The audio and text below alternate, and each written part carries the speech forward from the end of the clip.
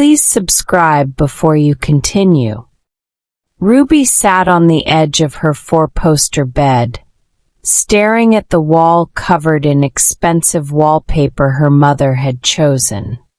The room was vast, filled with toys, gadgets, and everything a 10-year-old could ask for, except the one thing she truly wanted, her parents' time. Her father, Mr. Donovan, was a successful real estate tycoon, and her mother, Mrs. Eleanor, ran an international fashion empire. They were always busy. Meetings, business trips, and social events filled their schedules, leaving Ruby with fleeting goodnight kisses and hurried mornings filled with promises they never kept. Ruby felt invisible in her own home. Her parents had hired a fleet of staff to care for her, maids, a cook, and the gateman Emmanuel, but none of them could fill the void of parental love. Her nanny had quit 6 months ago, and instead of replacing her, her parents decided Ruby was old enough to handle herself. One evening, Ruby wandered into the grand dining room. Her parents were seated at opposite ends of the long mahogany table, engrossed in their phones. "Mom? Dad?" Ruby's voice was soft. Eleanor glanced up briefly. "Yes, darling. Can we play a game tonight? Maybe Monopoly?" Her father sighed. "Not tonight, sweetheart. I have a video call with a client in Hong Kong, and I have to finalize the designs for next month's runway," Eleanor added, barely looking at her. Ruby's heart sank. "Okay," she whispered, retreating to her room. That night, Ruby lay in bed staring at the ceiling. The house was eerily quiet, except for the occasional rustle of trees outside. She wished for someone to talk to, someone who would care about how she felt. Her wish was answered in the worst possible way. At around midnight, the sound of the gate creaking open reached her ears. Ruby froze. The heavy footsteps of Emmanuel echoed down the hallway, drawing closer to her room. Her small hands clutched the blanket as fear gripped her. The door creaked open, and there he stood, his silhouette blocking the faint light from the hallway. "Shoo," he whispered, stepping inside. "If you scream, I'll hurt you. And if you tell anyone, I'll make sure they never believe you." Ruby shut her eyes tightly, tears slipping down her cheeks. The days blurred into one another. Ruby went to school, but her mind was elsewhere. At night, the same horrors repeated, leaving her emotionally and physically drained. She stopped raising her hand in class, stopped speaking to her classmates, and spent her free time staring at her desk. Her teacher, Mrs. Juliet, noticed. "Ruby, can I see you after class?" Mrs. Juliet's voice was gentle but firm. Ruby nodded, her eyes never meeting her teacher's. After the classroom emptied, Mrs. Juliet sat beside Ruby. "Sweetheart, I've noticed you're not yourself lately. You've stopped participating in class. Is everything okay at home?" Ruby shrugged. "I'm fine," she whispered. Mrs. Juliet frowned but didn't push. "If you ever need to talk, I'm here. Anytime." Ruby bit her lip, fighting back tears. She wanted to tell her, but the fear of Emmanuel's threat silenced her. Ruby dreaded the nights. Each day, she found herself trapped in a cycle of fear and helplessness. Emmanuel had turned her sanctuary into a nightmare. He always chose the late hours, ensuring the household was fast asleep. Ruby's room, tucked away in a corner of the mansion, was far enough from her parents to remain unnoticed. The first time it happened, she froze in shock. His words were seared into her mind. "You'll keep your mouth shut, or I'll hurt you. Your parents won't care, they're too busy. And if you tell anyone, I'll make you disappear." Those threats silenced her cries. Night after night he returned, and Ruby learned to keep her pain locked inside. Ruby became a shadow of herself. At school, she drifted through the days, her mind numb and her body aching. Her once curious nature was gone. She stopped asking questions in class and lost interest in the subjects she used to love. During lunch, she sat alone picking at her food. Her classmates whispered about her strange behavior. "Why doesn't Ruby talk anymore?" one girl asked. "She's so weird," another added. Ruby's teacher, Mrs. Juliet, observed her with growing concern. She noticed the dark circles under Ruby's eyes, the way she flinched at loud noises, and her refusal to engage in group activities. One afternoon, Mrs. Juliet approached Ruby as she lingered by the classroom window. "Ruby," she said softly, "can you tell me what's wrong? You know I'm here to help." Ruby shook her head. "Nothing's wrong, ma'am," she replied, her voice barely audible. Mrs. Juliet didn't believe her, but decided not to push. Instead, she made a mental note to reach out to Ruby's parents. The next day, Mrs. Juliet called Ruby's parents to schedule a meeting. When Eleanor and Donovan arrived, they looked impatient, glancing at their watches and murmuring about their packed schedules. "Thank you for coming," Mrs. Juliet began. "I'm concerned about Ruby. She's withdrawn, unresponsive in class, and appears emotionally distressed. I wanted to discuss how we can support her." Donovan waved a dismissive hand. "Ruby's fine. She's probably just going through a phase.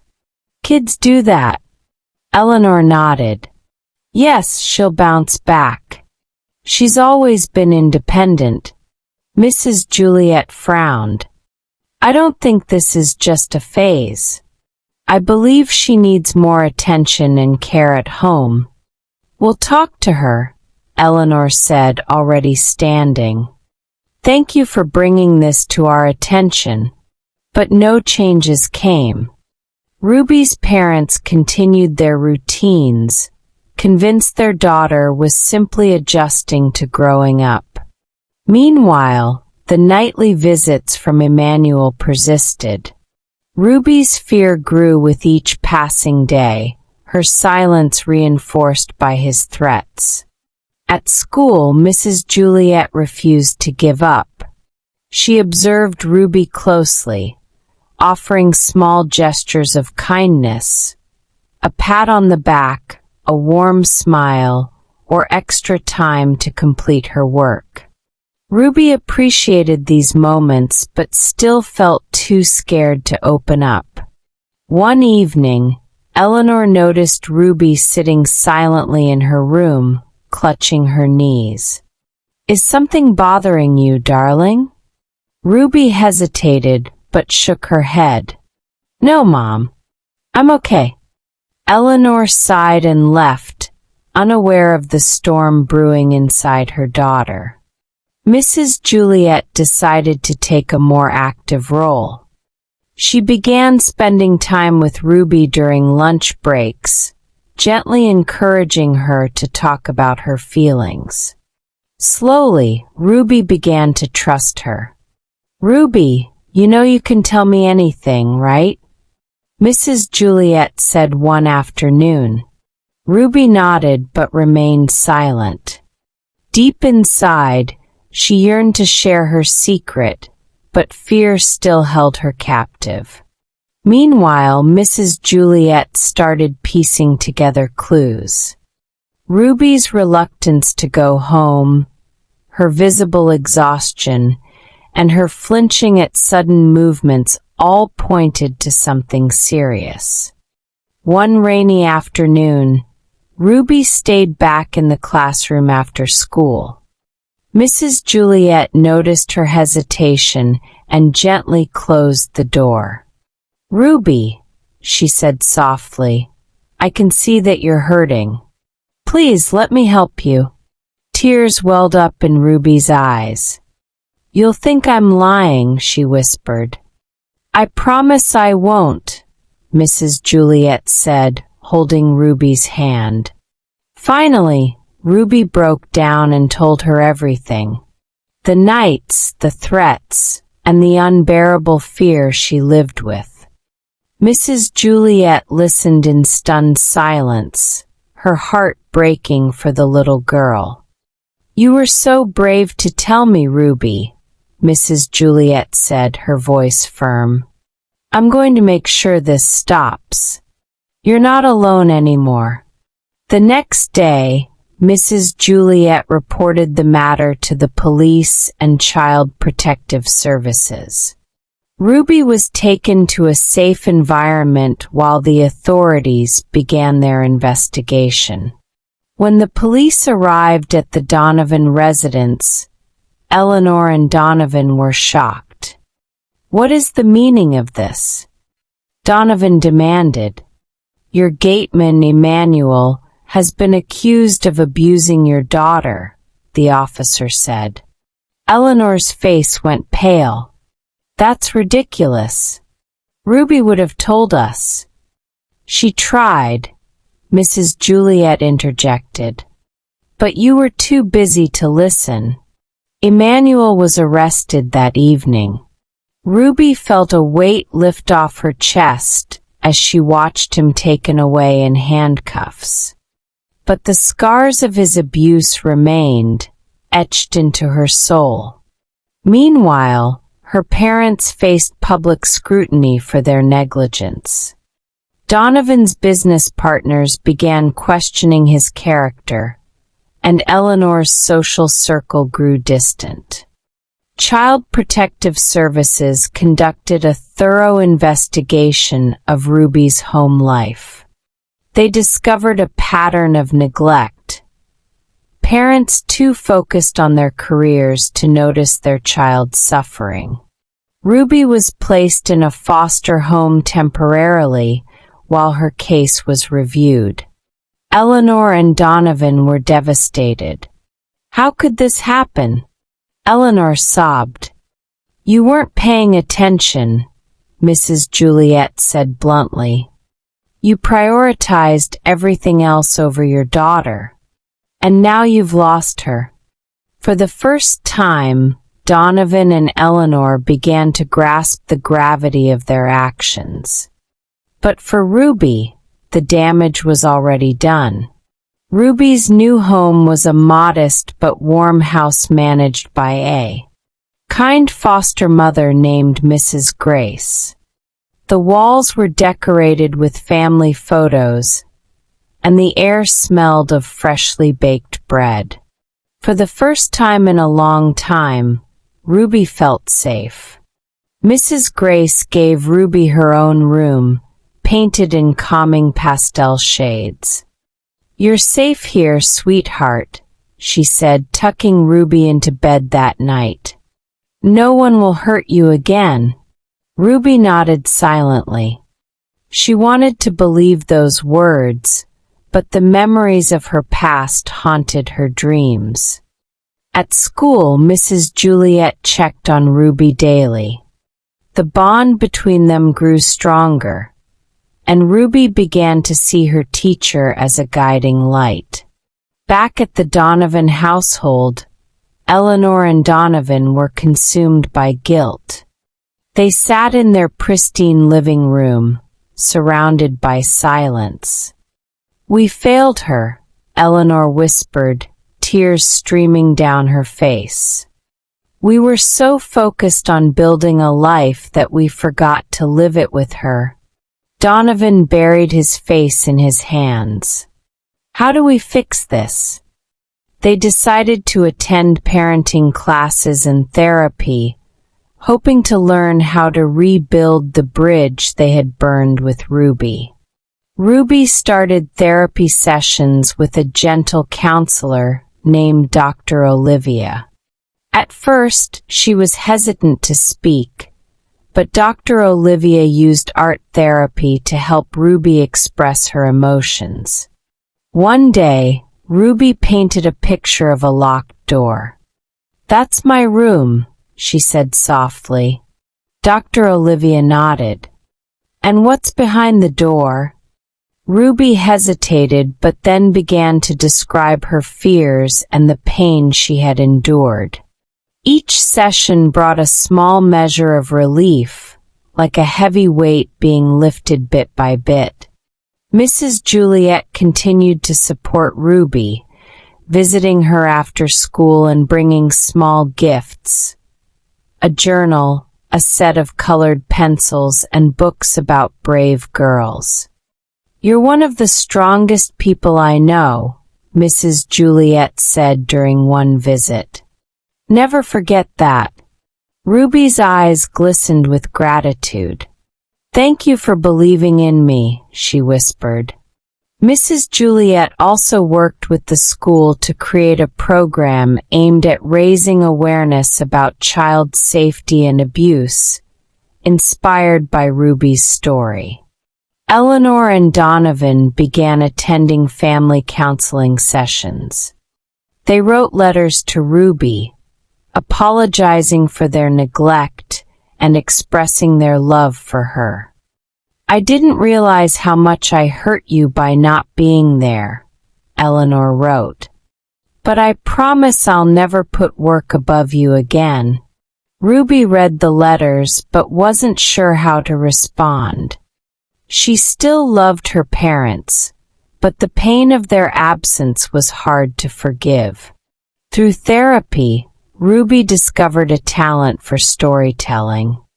She began writing short stories about girls who faced challenges, but overcame them with courage.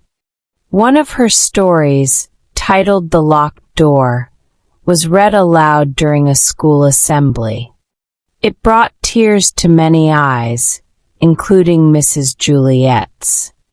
"That was beautiful, Ruby," Mrs. Juliet said afterward. "Your voice is powerful." Ruby smiled for the first time in weeks. A supervised meeting between Ruby and her parents was arranged. They sat across from her in a small, neutral room, their eyes filled with regret. "We're so sorry, Ruby," Donovan said, his voice trembling. "We failed you and we don't deserve your forgiveness. But we'll do everything we can to make it right." Ruby listened silently. "I wanted you to notice me," she finally said. "But you never did." Eleanor wiped her tears. "We see you now, Ruby. And we'll never stop trying to be the parents you deserve." Word of Ruby's story spread, prompting discussions about child safety and the importance of parental involvement. The school organized workshops for parents, and Mrs. Juliet was invited to speak about her experience. Ruby was surprised when her classmates began to approach her with kindness. "You're really brave," one girl said. "If you ever want to sit with us at lunch, you can." Slowly, Ruby began to rebuild her social life, forming new friendships and regaining her confidence. After months of counseling and parenting classes, Eleanor and Donovan were granted supervised custody of Ruby. They worked tirelessly to rebuild her trust, spending quality time with her and prioritizing her needs. One evening, they sat together on the living room floor, playing Monopoly, the game Ruby had once begged them to play. "This is nice," Ruby said softly, a small smile forming on her lips. "It's just the beginning," Eleanor replied, her voice full of hope. Ruby's life began to blossom. She excelled in her classes, made new friends, and continued writing stories. Her parents kept their promise, showing up for every school event and spending evenings together as a family. Mrs. Juliet was honored at a school assembly for her dedication and compassion. Ruby presented the award, her voice steady and proud. "Thank you for saving me," she said. As Ruby stood on stage, surrounded by people who cared for her, she felt a sense of peace. Her past was painful, but her future was full of possibilities. She had found her voice, her strength, and most importantly, a brighter tomorrow.